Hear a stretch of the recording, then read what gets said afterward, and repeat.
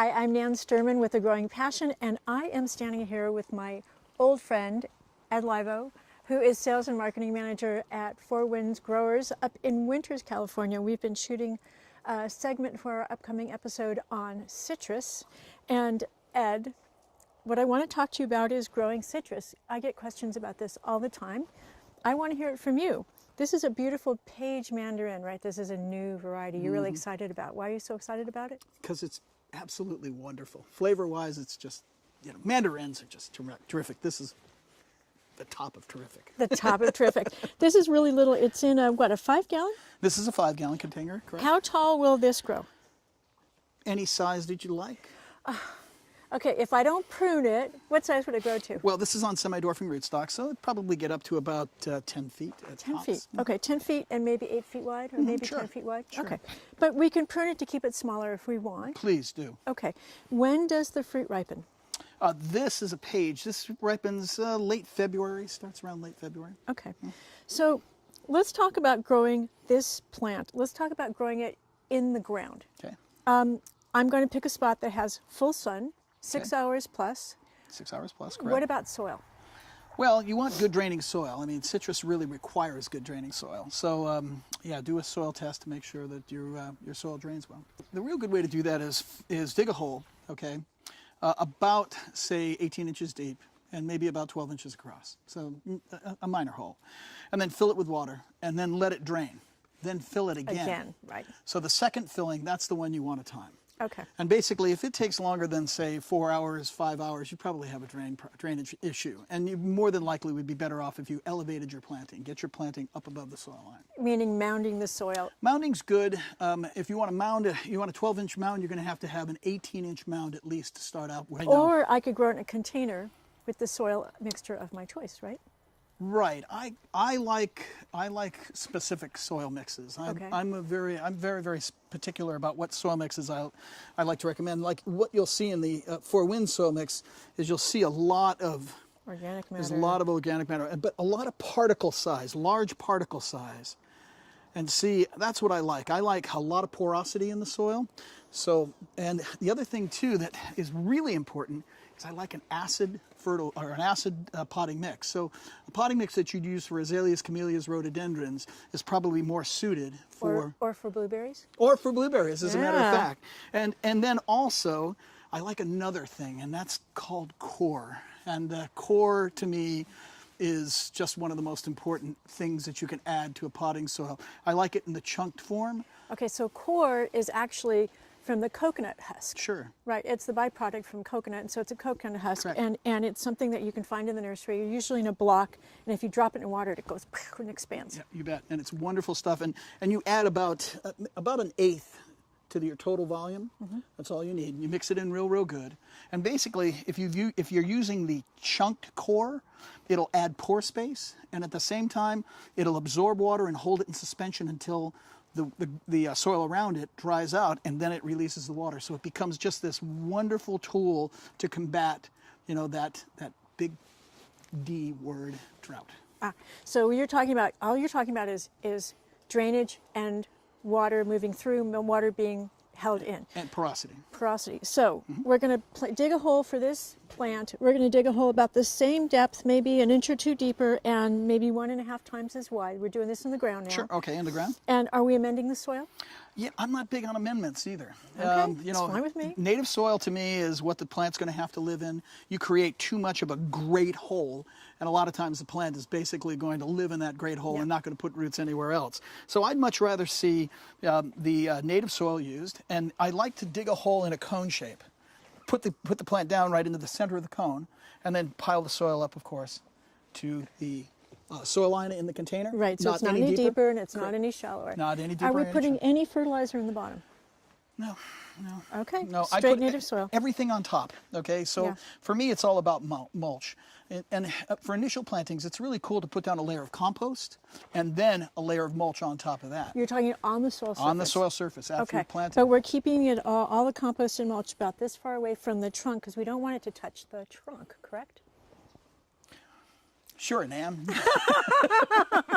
Okay, we'll talk about that later. All righty. So we've got the layer of compost and the layer of mulch.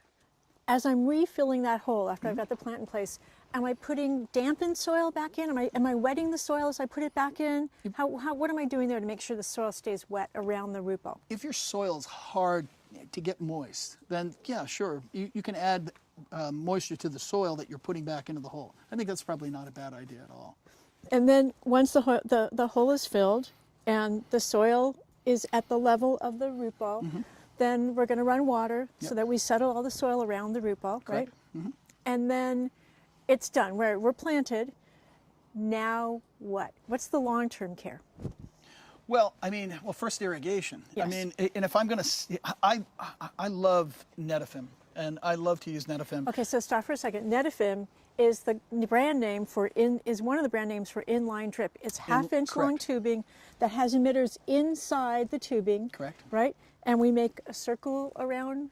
Right. Is that what you do? I usually put a circle in a newly planted plant. I'll put a circle right around the outside perimeter of the root ball. Yeah. Okay. So why the inline drip? I know why I like it, but I want to know why you like it. Because I can put it under the mulch, and that means that I've got all my moisture is going directly into the soil, and I'm getting an even distribution around the entire root ball. So the point is that the roots are what need the water, not the leaves, Correct. not anything up here. So the most efficient way to irrigate this plant is by wetting the soil that the plant is in rather than spraying the plant. And I want to cut down as much as I can evaporation. I mean, I don't want any moisture to evaporate if I can possibly help it. Off the soil. Yeah, off the soil. So if I put that Netafim down, or the inline drip tubing down, and then I put my mulch on top of it, that ensures that I've got all that moisture going down into the ground where it needs to go.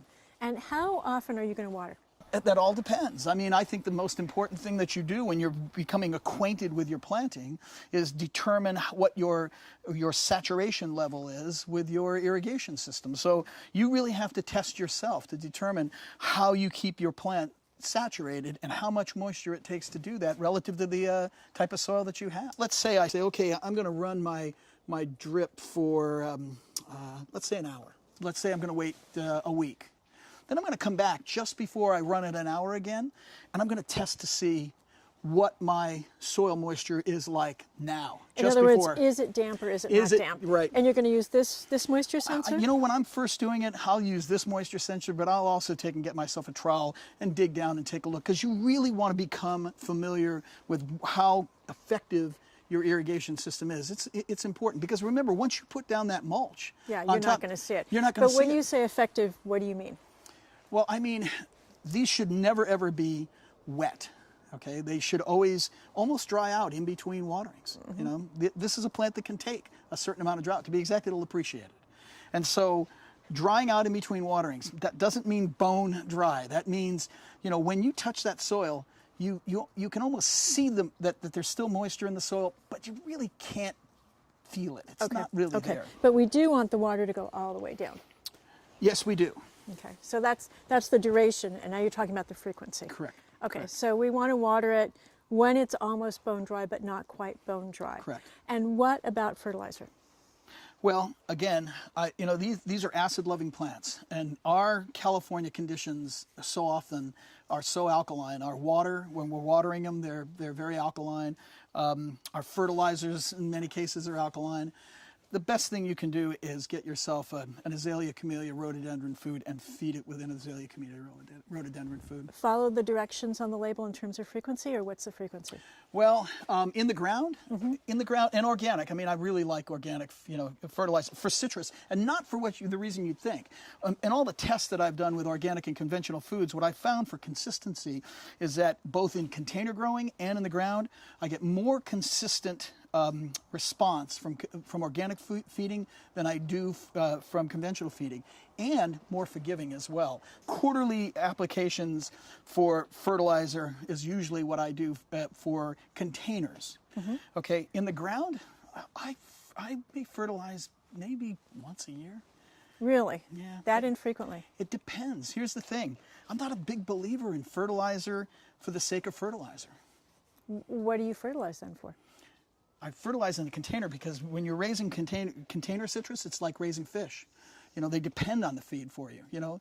But in the ground, if I've got my mulch going and I have no visual symptoms that say there's no fertilizer deficiency, there really isn't any need for me to fertilize for the sake of fertilizing. I just don't get it. So you're talking about deficiency when you look at the leaves and they're yellowing, or the Yellowing. tree's lost its Sure. leaves and stuff like that. Then you want to, And you know, and then you it's know your telling water, you something. right? And you know your Yeah. water is good. Okay. Yeah. I mean, and granted, you know, it's a challenge to be able to say, I'm going to wait for symptoms to fertilize. Why don't I just fertilize, and then I don't have to worry about whether or not I get symptoms? Okay, I buy that.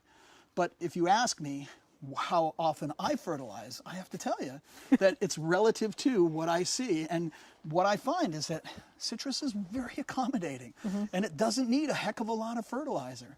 And it really does accommodate or adapt to growing conditions very, very well, and does just fine. Okay, so I have one last question. Sure. So many times people say to me, oh, my orange tree does not make sweet fruit. What do I need to do to make sure that the fruit is sweet? What can I do? Well, you could let it hang on the tree longer, but let me say this. What we started out by saying, choosing the right location is probably the most important thing that you can do with citrus. When you say 6 hours minimum of sunlight, really what you're saying is this. You're saying 6 hours of sunlight will get you hanging fruit that's orange, but it ain't going to get you sweet fruit.